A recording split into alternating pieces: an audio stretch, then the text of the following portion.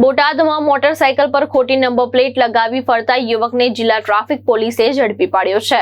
દીનદયાળ ચોક નજીક વાહન ચેકિંગ દરમિયાન નંબર પ્લેટ શંકાસ્પદ જણાતા પોલીસે ઈ-ગુજકોપ એપ્લિકેશનની તપાસ કરી હતી, જેમાં મોટરસાયકલનો અસલ રજિસ્ટર્ડ નંબર અલગ હોવાનું સામે આવ્યું હતું.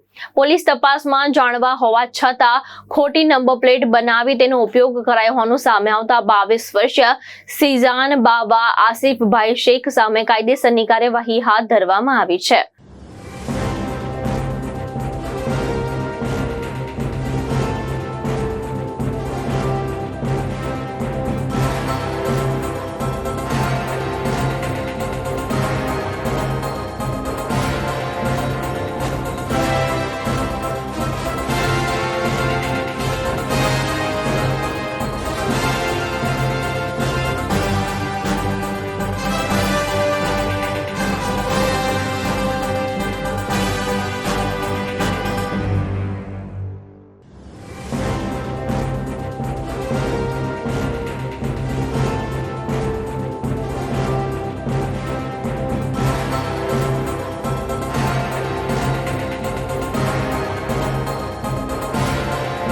લાલજી મેર, દ્રષ્ટિકોણ ન્યૂઝ, બોટાદ.